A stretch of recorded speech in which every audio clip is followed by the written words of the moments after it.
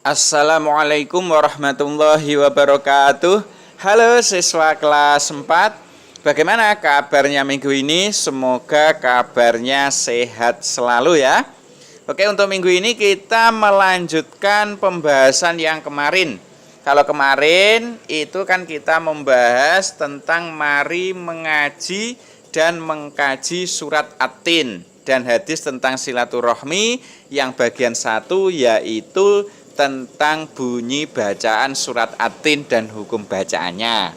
Ya, hukum-hukum bacaan non mati atau tanwin. Sudah dipelajari kan untuk bagian satunya? Nah, untuk kali ini kita melanjutkan ke bagian 2. Nah, bagian 2 ini nanti yang akan kita pelajari. Yang perhatikan surat At-Tin. Kemudian yang kedua adalah pesan pokok yang terkandung dalam surat At-Tin. Itu ada 2 ya. Langsung saja kita mulai dengan mengingat kembali tentang bacaan surat At-Tin. Bagaimana bacaannya? Ayo kita baca bersama-sama. A'udzu billahi minasyaitonir rajim. Bismillahirrahmanirrahim. Wattini wazzaitun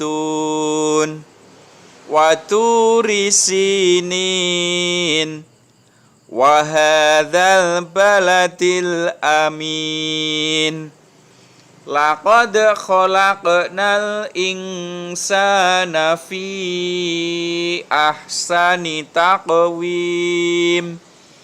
Thumma radadnahu asfala safilin. Illal ladzina amanu wa amilus solihati falahum ajrun ghairu mamnun. Fama yukadzibuka ba'du biddin. Alaisallahu bi ahkamil hakimin. Shadaqallahul azim. Nah, itu tadi adalah bunyi bacaan surat At-Tin ayat 1 sampai dengan ayat ke-8. Nah, sekarang kita coba untuk mengartikan surat At-Tin. Ya, kita mulai ta'awudz dulu. A'udzubillahi minasyaitonirrajim. Kemudian membaca basmalah. Bismillahirrahmanirrahim. Yang pertama, ayat yang pertama, wattini wazzaitun. Artinya adalah demi buah tin dan buah zaitun. Kemudian ayat yang kedua bunyinya waturi sinin. Arti dari waturi sinin adalah demi gunung Sinai atau gunung Tursina. Sama saja ya.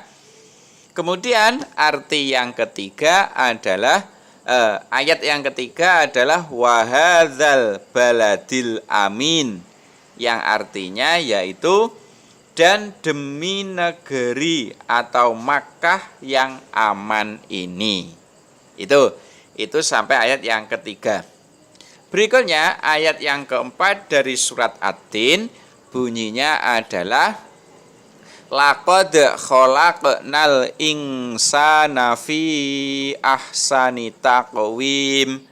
Artinya yaitu sungguh kami telah menciptakan manusia dalam bentuk yang sebaik-baiknya. Kemudian surat At-Tin ayat ke-5 bunyinya tsumma radadnahu asfala safilin, yang artinya adalah kemudian kami kembalikan dia ke tempat yang serendah-rendahnya. Berikutnya bunyi surat At-Tin ayat ke-6 adalah illal ladzina amanu wa amilus solihati falahum ajrun ghairu mamnun. Artinya adalah kecuali orang-orang yang beriman dan mengerjakan kebajikan. Maka mereka akan mendapat pahala. Berikutnya ayat yang ke-7 dari surat At-Tin berbunyi, fama yukadzibuka ba'du biddin, yang artinya adalah maka apa yang menyebabkan mereka mendustakanmu tentang hari pembalasan setelah adanya keterangan-keterangan itu. Dan bunyi surat At-Tin ayat yang terakhir, yaitu ayat yang ke-8, alaisallahu bi ahkamil hakimin, yang artinya adalah bukankah Allah hakim yang paling adil. Nah, itu tadi adalah arti dari surat At-Tin ayat 1 sampai dengan ayat ke-8. Nah, dari arti ini kita bisa mengambil pesan pokok yang terkandung dalam surat At-Tin. Apa saja pesan pokoknya? Pesan pokok dari surat At-Tin yang pertama itu adalah sumpah Allah. Ini sumpah Allah dalam surat At-Tin itu yang pertama yaitu atas nama buah tin dan buah zaitun, ya ta? Buah tin demi buah tin dan buah zaitun. Ini contoh buah zaitun. Sudah pernah tahu kalian buah zaitun? Nah, kalau belum pernah tahu, ini contohnya ya. Nah, maksudnya apa? Maksudnya buah tin dan buah zaitun itu banyak terdapat di Baitul Maqdis, ya, atau di Palestina. Nah, Baitul Maqdis atau Palestina ini merupakan tempat diutusnya para nabi. Jadi kebanyakan nabi ya itu diutusnya berada di Baitul Maqdis atau di Palestina ini.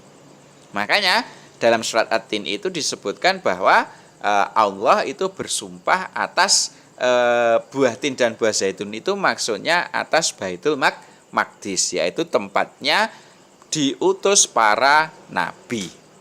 Kemudian berikutnya, gambar apa ini? Ini adalah Bukit Sinai atau Bukit Tursina atau Gunung Sinai ya.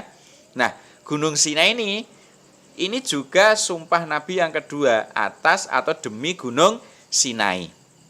Gunung Sinai ini keterangannya merupakan tempat Nabi Musa menerima wahyu. Jadi Nabi Musa menerima wahyu itu berada di Gunung Tursina atau di Gunung Sinai. Nah, ini terdapat dalam surat At-Tin. Berikutnya yang ketiga, Allah bersumpah atas ini. Apa ini kira-kira? Ini adalah gambar Ka'bah ya, berarti kota Mekah. Nah, kota Mekah ini sudah kita ketahui bersama, yaitu merupakan tempat kelahiran Nabi kita, yaitu Nabi Muhammad. Nah, dalam surat At-Tin ini Allah bersumpah atas tempat-tempat bersejarah. Ya, ada tempat diutusnya para nabi yaitu di Baitul Maqdis, ada juga tempat Nabi Musa menerima wahyu yaitu di Gunung Sinai, ada juga tempat kelahiran Nabi Muhammad yaitu di Mekah. Itu pesan pokok surat At-Tin yang pertama. Berikutnya, pesan pokok surat At-Tin yang kedua yaitu Allah itu menciptakan manusia ke dalam bentuk yang paling baik atau ke dalam bentuk yang paling sempurna. Ini utamanya dibandingkan dengan makhluk-makhluk yang lain. Misalnya dibandingkan hewan dan lain sebagainya. Allah itu menciptakan manusia dalam bentuk yang paling sempurna. Mengapa kok yang paling sempurna? Karena manusia itu diciptakan oleh Allah dibekali oleh akal yang bisa membedakan mana yang bisa untuk berpikir ya, dan juga sifat-sifat lain yang unggul yang itu tidak dimiliki oleh makhluk-makhluk yang lain. Makanya manusia itu merupakan makhluk yang paling sempurna, makhluk yang paling baik penciptaannya. Oleh karena itu, karena manusia diberi akal dan sifat-sifat yang unggul, maka manusia diberi tugas oleh Allah sebagai pemimpin di bumi ini. Tugasnya yaitu untuk melestarikan bumi. Tidak boleh merusak bumi. Itu ya sangat berat tugas manusia karena apa? Ya itu tadi, manusia diciptakan sebagai makhluk yang paling sempurna. Berikutnya, pesan pokok surat At-Tin yang ketiga adalah manusia yang diciptakan sebagai makhluk sempurna itu nanti akan dikembalikan ke tempat yang serendah-rendahnya. Nah, mana tempat yang serendah-rendahnya? Yang dimaksud tempat serendah-rendahnya dalam surat At-Tin ini adalah neraka. Jadi setelah Allah menciptakan manusia dalam bentuk yang sebaik-baiknya, kemudian nanti akan dikembalikan ke tempat yang serendah-rendahnya, yaitu neraka. Mengapa kok bisa ditempatkan ke tempat yang serendah-rendahnya? Karena kebanyakan manusia itu durhaka kepada Allah. Terus apa ada yang tidak dikembalikan ke tempat yang serendah-rendahnya? Atau apakah ada manusia yang tidak dikembalikan ke neraka? Ada. Dalam pesan pokok berikutnya. Pesan pokok yang keempat, kecuali orang yang beriman dan mengerjakan kebaikan. Nah, kalau orang yang beriman dan mengerjakan kebaikan tentu tidak dikembalikan ke neraka. Ya. Nah, orang yang beriman dan mengerjakan kebaikan, mereka itu akan masuk surga. Mereka, yang dimaksud mereka ini adalah orang yang beriman dan mengerjakan kebaikan tadi, itu diberi pahala oleh Allah dengan tiada putus-putusnya, atau diberi pahala yang tidak terputus. Karena pahalanya yang tidak terputus, pahalanya banyak, maka nanti akan dibalas oleh Allah, akan masuk surga.